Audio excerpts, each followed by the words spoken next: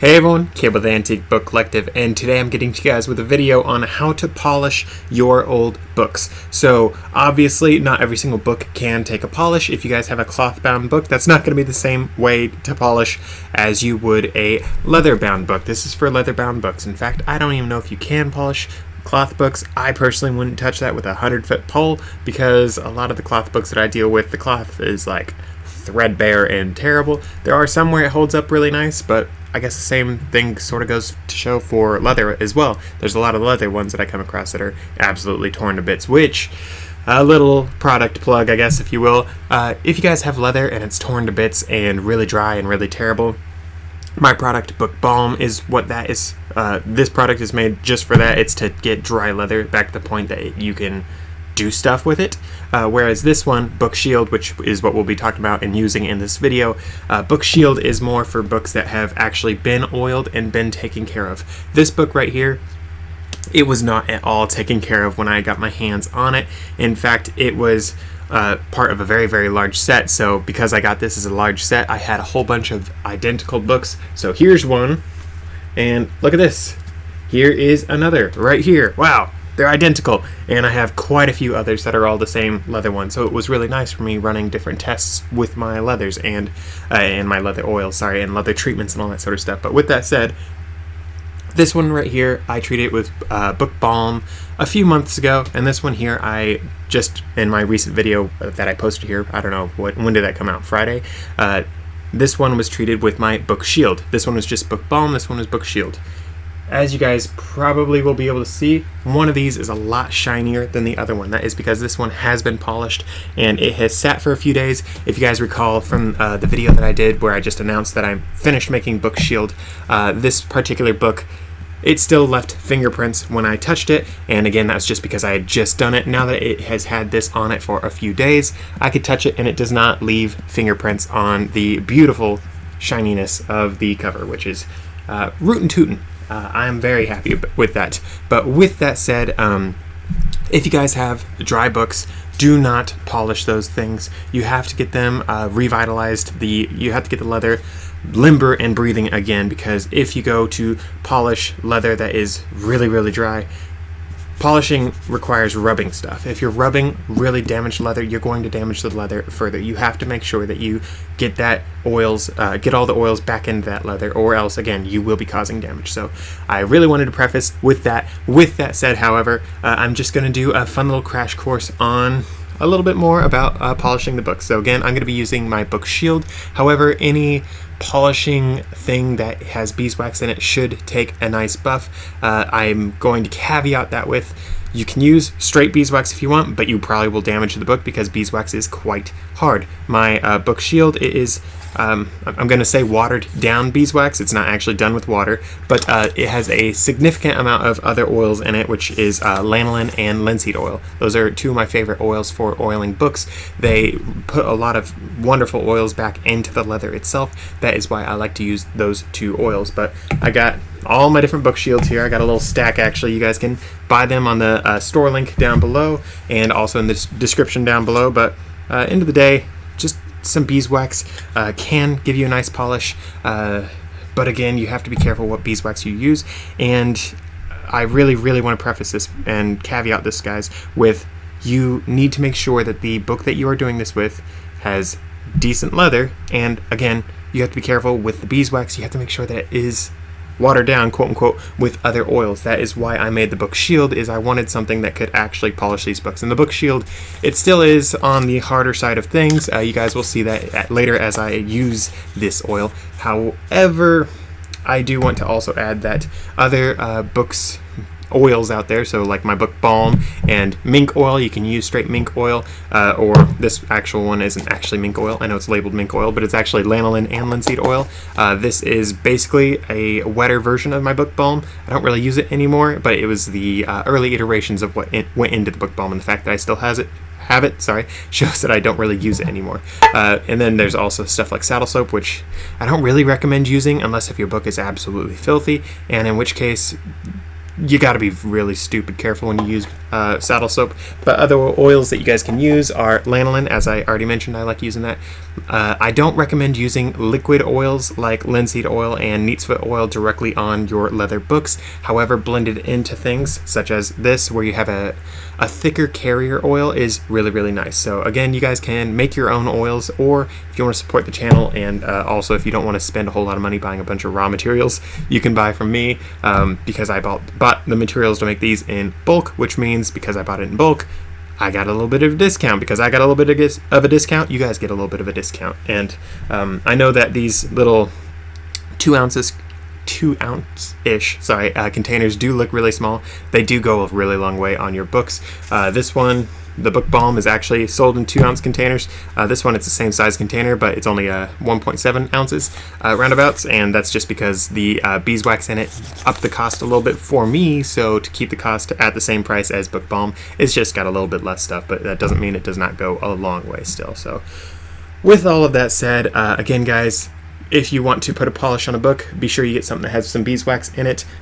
You can, with just the Book Balm, you can put a little bit of a shine on these books. So honestly, just buffing, guys, all that buffing entails for this to put a shine on it is just going back and forward quickly. Do not press too hard, but just go back and forward quickly, and as you can see, you can put a nice shine on it. Again, this is just with my Book Balm. It has a nice shine, but the finish with the Book Balm, it's not the same. It is not intended to be a long-lasting shield for your leather books. That is where Book Shield comes in. The beeswax in this locks in those oils a whole lot better. It adds an extra layer of waterproofing.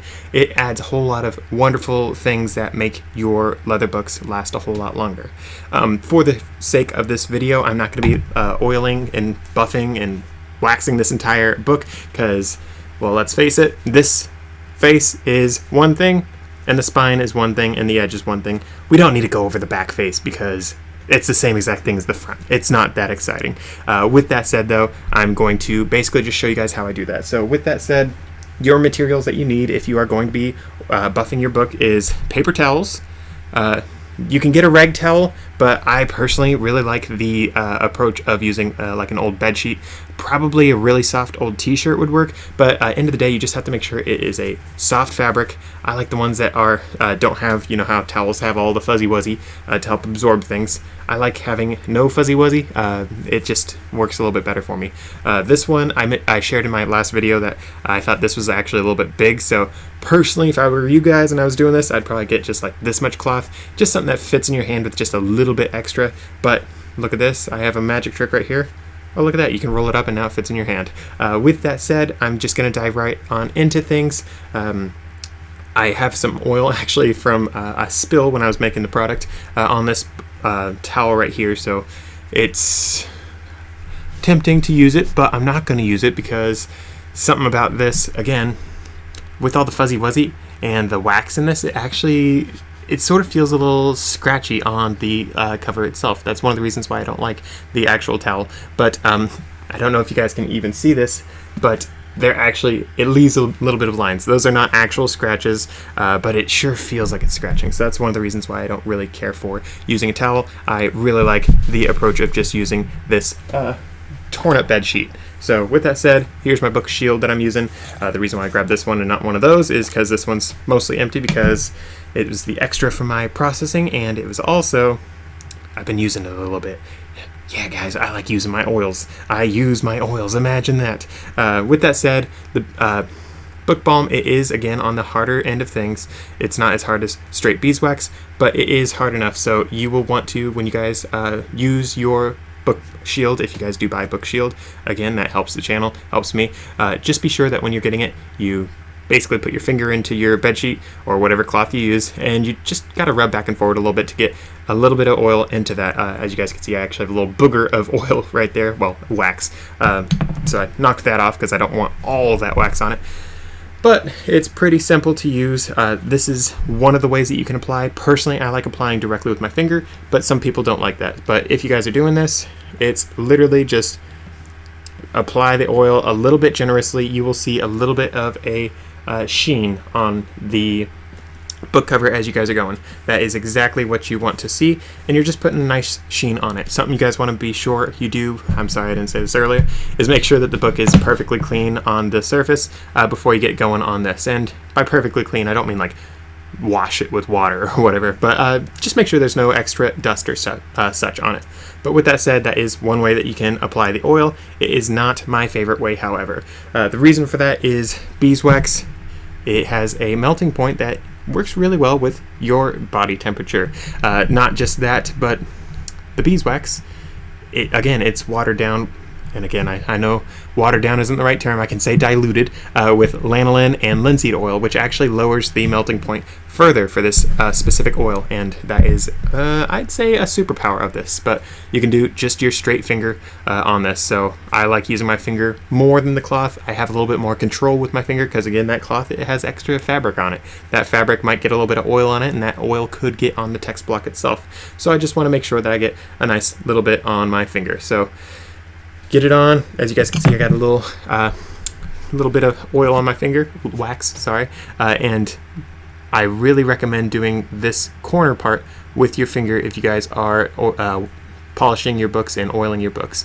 The reason for that, if you guys can see, especially on this book, the finished leather on this edge, it's been torn away because these books were shoved into a box way too tightly, and they were also just on a shelf for far too long, getting pulled in and out without much of a care, so it caused a lot of damage to the ends and edges of these books. But with that said, when you are waxing these things, just gently, ever so gently, work that wax on into things. You could be a little bit more vicious, if you will, with the face of these books, but on these edges, again, you got to be a little bit more careful. Even if your guys' books aren't as damaged as this one is on the edges, you still want to be on the more careful side of things because, again, these are old books that we're dealing with. You don't want to put them through anything more than you have to. With that said, also be sure you hit these tops and hit the bottoms. The beeswax, in addition to providing it a nice, like, pretty shield and a shield that holds in moisture, beeswax also gives you a better surface for like pulling the books on and off of shelving with. And it's really nice for that because I'm sure you guys have seen books where when you drag it on and off of the shelf long enough, you get to the point that you wear off the finish of the leather, and eventually you make it all the way down to the book board down below. And, well, let's face it, that is not good for your book if you get all the way down to the book board because, well, that's sort of an important piece. And if that important piece is exposed and taking damage, it's a lot harder to replace a book board than other parts of your book, especially if you're talking about just oiling your book. It's a lot easier to replace wax and oil on a book than it is to replace all the leather. And it's a lot cheaper to do it too because, let's face it, a little bit of beeswax and other things, or just book shield. Let's think about the cost of that. I'm selling these for $12.99 a 10 to to YouTube subscribers. Okay, that's not a bad price, plus shipping. Or you could pay to have your entire book get a new cover on it, which is, let's see, like $60, $200, something like that. I think oil is a little bit cheaper. And the fact of the matter is that this oil can last, the book shield can last for dozens, hundreds of books, depending on how heavily you use it. Yeah, it might end up being a better deal to just go down that route of things. Forgive me, I think I might have forgotten what side I was on. There we go, I'm on this side. But yeah, just going up and down this part here on the edge, because this edge takes a lot of damage. I shared in my last video that you don't really have to oil this inside part of leather a whole lot. You don't have to do it all the time. It is good to do, especially if you're going from these books being incredibly dry to using them again. It is something that you should do. However, once you've done it once, while you should oil your books, depending on who you ask, like once a year, once every 6 months, or once every 5 years, it sort of is all over the board, depends on what the book needs. While you can do it that often, that inside leather bit, which is like the riskiest part, honestly, because you get the closest to the pages themselves, and pages, when you get oil on them, they just look ugly. So aside from that risky side of things, they also just don't seem to dry out as much for me, so I don't personally oil them all the time, and a lot of people tend to skip that as well because it's not that important. But with that said, as you can see, I'm just gently with my finger working that wax straight on into this edge, and I actually will not be buffing this edge. I am just applying a nice thicker layer of my wax directly to it, going back over things. I am checking as I'm going to make sure that there is no wax like that went over the edge. That's a nice thing with doing it with your finger finger is you are really in control of how much wax you put down. But with that said, I am very content with how that edge works. So I am now doubling back, rubbing my finger on this to warm it up, and I am going back over the actual face of this cover to get some more leather wax down on it. I'm actually going to use my fingernail a little bit to get a good chunk of oil to actually save us some time. This is something you guys can do. It's a lot easier to use your fingernail to scratch out this book shield than it is to get just straight beeswax. I don't know if you guys have dealt a lot with beeswax, but beeswax is some pretty tough stuff. And let's face it, really hard oil scratching with your fingernail, if you're doing that all day, you'll probably get a lot of wax in your fingernail, cause yourself to bleed a little bit, and maybe damage your fingernail a little bit too.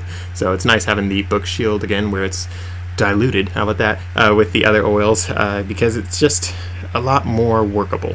Of course, if you guys do want to get this yourselves and you would like it more workable than it currently is, you could actually buy some, let's see, I think linseed oil would probably be the cheapest oil for you guys to buy, but you can actually buy some linseed oil, and you can melt down the wax in this and add a little bit of linseed oil to it if you so choose. And that is, again, something you can do if you just want your book shield to be a little more workable.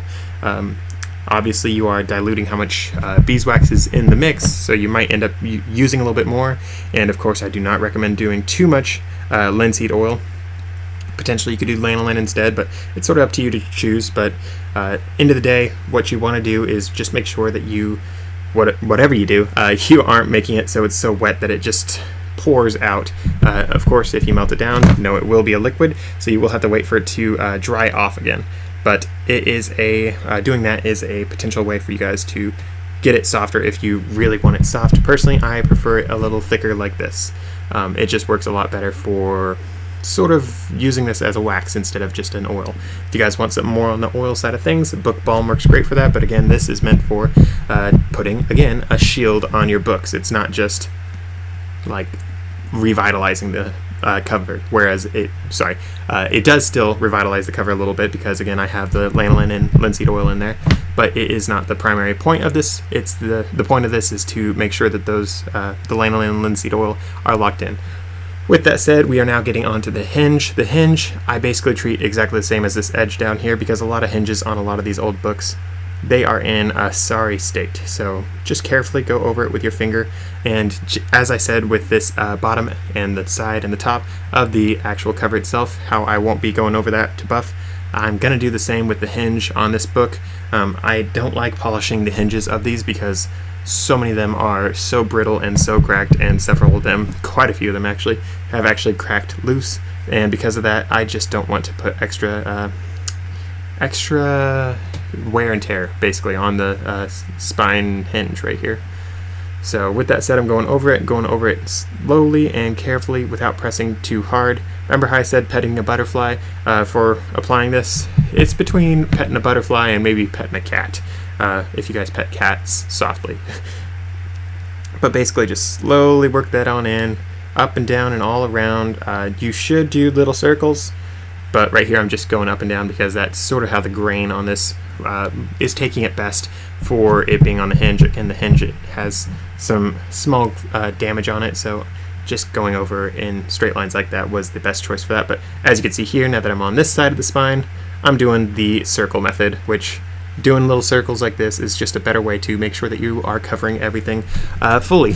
So as I explained in my previous video where I was announcing the launch of the book balm, when you guys are going over leather, let me actually set this book down. When you guys are going over basically anything, think about it. All my fingers are the surface of what you guys are oiling or even coloring it. This works for coloring too. And if you are scribbling back and forward to put on your oil or to color in something, you are just going over the tops right here, just like that. So you will get some color down, or in this case get some wax down, but you're not getting down deep. And let's say that most of the surface area is like this, where it's really spread out. You're still just hitting those tops. So you have, let's just say 75% of the area is not taking that color. Whereas if you guys are going in circles and going over like that, you are getting it into all the smaller pores of the paper, or in this case the leather, and that is how you get a better oiling down on these things. So be sure you do small circles wherever possible, but do know it is not always possible for you to do that just because of the nature of wear and tear on books. But with that said, ooh, look at that, I'm now whipping out 2 fingers for this. You guys can do it with as many fingers as you want. Just make sure that you are not touching the paper of the book itself. Touching the text block, you'll get some oil on it, and that is not good for you or for the book, because again, paper, it takes oil so quickly, so readily, and it is, I'm not going to say impossible to get out. I think there are people that do book restoration things where they do get oils out, but it's expensive and it's a lot of work. But with that said, as you guys can see, I'm doing the top and bottom of the spine here, doing it with 1 finger. Again, you guys see I'm doing it in straight lines, not working little circles, but just making sure I'm doing it like that because that is what sort of works best for this. And as you guys do this, you will sort of get a feel for what works best for applying oils. With that said, I am basically done here. Going down this edge really quick, back up this edge, just getting a feel to make sure that I have everything covered. I'm also taking a look at my fingers to sort of see if I'm damaging any of the leather. You guys can also see that I'm going over the, I'm forgetting what these are called. But basically the label things on the spine. Forgive me for not remembering the proper name, but I'm even going over that with the wax. It's okay. A lot of these things are actually made to be able to take that. Of course, that's not always true, so whenever you guys are doing this, be sure you test like a small and conspicuous corner, as people always say. In addition to that, for like oiling the entire book cover, be sure you start with a small and conspicuous corner, but I designed this particular blend of oil to do as little color change to the book itself as possible, and I think you guys were able to see from the comparing this one to the one that I have right there, of this one was already polished, this one was not, that the color difference was basically nothing. The only difference was the shine. So talking about the shine, you guys now saw that is how I apply all the oil. I could do it on this last part over here too, but I'm not going to because, well, this video is already going to be long enough, and I think you guys can extrapolate this and this are the same. So with that said, grab your, again, I recommend a torn up bed sheet. You guys can do a soft t-shirt that's torn up sort of thing. I recommend a smaller piece of fabric. If you have it bigger, be sure you hold the tail end of it, if you will. But just get it on down to something smaller, and you just go over it like so. And as you guys can see, I'm going quickly and I'm going back and forward. And oh, look at that, it's not taking a polish. That's okay, that's not really what I'm doing right now. What I'm doing right now, as you guys can see right here, it's dark and dirty looking. That actually still has wax on it. And this is just me making sure that I have all the oil in as much as I want it to be. And it's nice because of the beeswax in this. Again, it puts a little sheen on it so you can actually see, okay, did I miss any places? And if you did, you can just, with your oily part of this, if you do have an oily part, just go over it again. If you don't have an oily part, just use your finger, go over it. I already did everything, but I'm just showing this for you guys. But once you get that all done, swap on over to a clean side. If you guys are playing along and using your brains as you're doing this and listening to this, you might realize that if you're using a whatever to do this and you're putting this all down, eventually you'll get the entire thing covered in wax, which means you'll need another piece of cloth, or you'll need to wash the cloth that you have. So keep that in mind. But with that said, as you guys can see, it has a little bit of fogginess to it, and that again is just because it's got the beeswax. Now let's put the polish on it. So it is really simple to polish things. You just quickly go over it, and it is literally this fast that you guys can do it. If you don't go fast enough, you don't really get much of a polish on it. But just, you can hear how softly I'm going over this. It's almost like I'm using it as a feather duster as I'm going. And you guys can, of course, do it a little bit harder. You sort of have to see, depending on how much you put down, depending on your leather, how hard you need to do. Hear how hard I'm doing it there? It's a little bit harder. And now you see I'm doing a little bit of circles. And there's a lot of ways that you guys can do it. You sort of just have to play with it. It sort of varies between books on the grain on it and that sort of stuff. Personally, I find just going back and forward works great, but sometimes you do need to do the little circles to get things going well. With that said, I am just about done here. going over it. I like to sort of do a pseudo buff, if you will, doing little circles across it, and then I like to do like a finishing buff where I do the straight lines all the way across. And remember how I said that I'm avoiding this part, and this part? So I know it looks like I'm covering it, but I'm sort of just stopping right here on the embossing side of things. Yes, I'm still going over those parts technically, but I'm not putting like any actual buffing onto those parts. I just don't want to damage it. With that said, what do you guys think about that little shine right there? Is that nice, or is that nice? With that said, let's hop on over. I'm going to set this down actually, so you guys know I applied things with my hands, and I got wax on the hand that I was holding the book with, not just the hand that I was applying wax with. So I'm actually wiping the excess wax off of this hand. I still have a tiny bit of wax, but that's okay. That way I can now hold this side of things, and I'm just going over the spine really quick. I'm doing a light touch over this, going up, and now I'm doing it going down, just doing it lightly right now to feel if I'm catching anything. These labels, guys, sometimes they get pulled up in the corners or elsewhere. I didn't feel anything catch, so now I feel safe to go over things a little bit faster. Just going up and down works. A little bit of circles. I don't have a whole lot of room to do circles on, but little circles where I can. Little bit of this. Boop, boop, boop, boop, boop. And unfortunately with these books, the spines, these books were so abused, guys. So the spines are like in a lot sorrier of shape than the faces because they were exposed to a lot more elements. I believe they actually kept these books next to a fireplace, which dried the leather out of the wazoo. So a lot of these spines weren't even there actually for a lot of these books, which really stinks. But with that said, I could still go over these with a quick wipe down, and you guys hear how soft I'm wiping this down. This is a little bit harder than just a dusting, but it's still pretty soft. With that said, just going over this to make sure I got all my fingerprints off because I was holding it as I was going. But there is our cover. There is our spine. The spine, again, guys, it doesn't take the shine nearly as well as the face of these particular books. Again, that's just because of how these books are, but it's still got a nice shine on it, and it looks beautiful. Now, remember what I started this video with of how, remember that other one?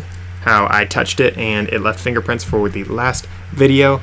This one will also, if you touch it right now, it will leave fingerprints. Oh no, that's terrible. But remember what I said about this one. This one's been sitting for several days and now it does not leave fingerprints when you touch it. That is the trick with when you are oiling books, waxing books, all that sort of stuff.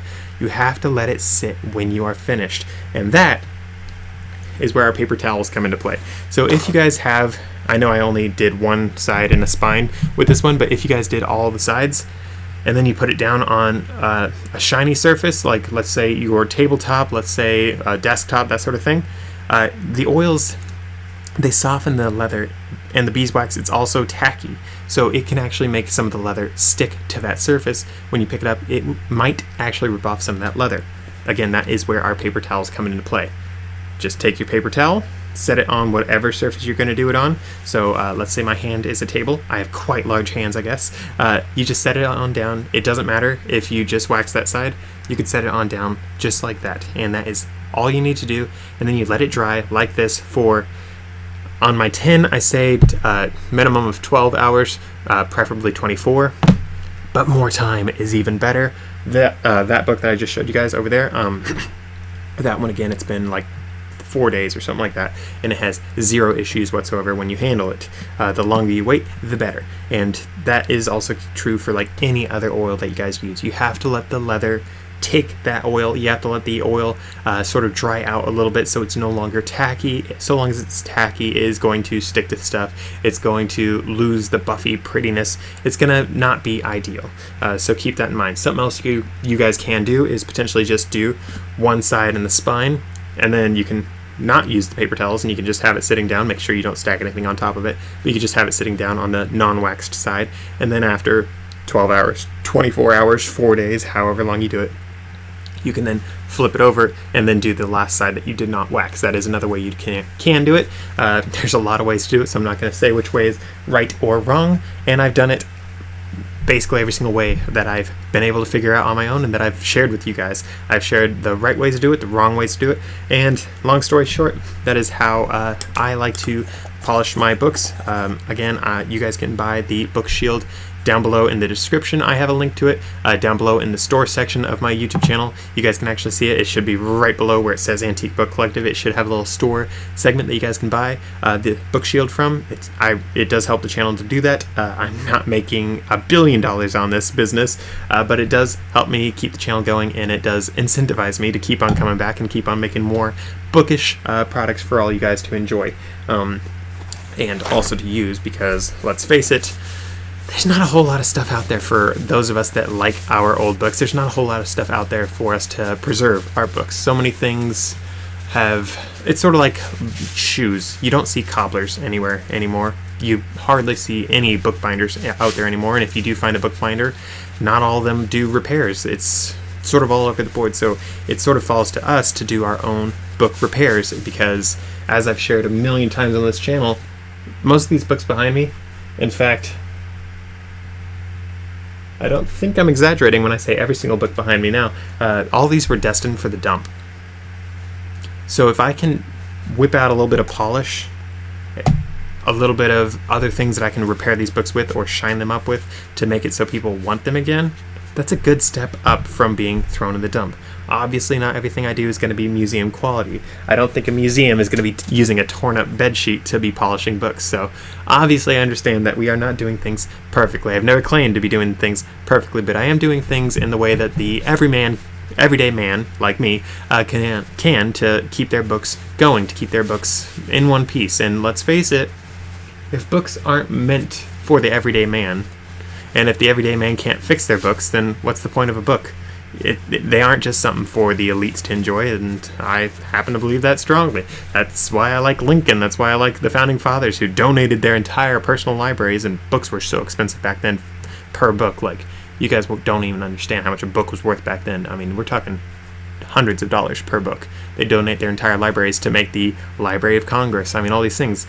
As an American, I happen to really love books and love what they stand for, what they can do for people. So if my random things that I make, the random things that I share, the random tidbits on how to fix books, find books, all that sort of stuff, saves books from going in the dump so the everyday man can enjoy those books, then you better root and toot and believe I will do that, because I am a history nerd and I'm a book nerd, and having it so I can do history books and books from history and save those things from going in the dump, I like that sort of stuff. And if I make a couple oils along the way to have it so other people can do that same thing and save their books as well, yeah, you better believe I would do that. And if you guys have been playing along for a while, you also know that the tins, they also have the ingredients to make these waxes yourselves, the oils themselves, for fixing your books. You guys can actually go out and make your own if you really want. It's most likely going to be cheaper for you guys to buy from me. That's one of the reasons why I'm willing to put down the recipes, is it will probably be cheaper for you to buy from me, but I'm also keeping it open for other people to be able to fix their books too, like if they are living outside of the country and shipping's too much or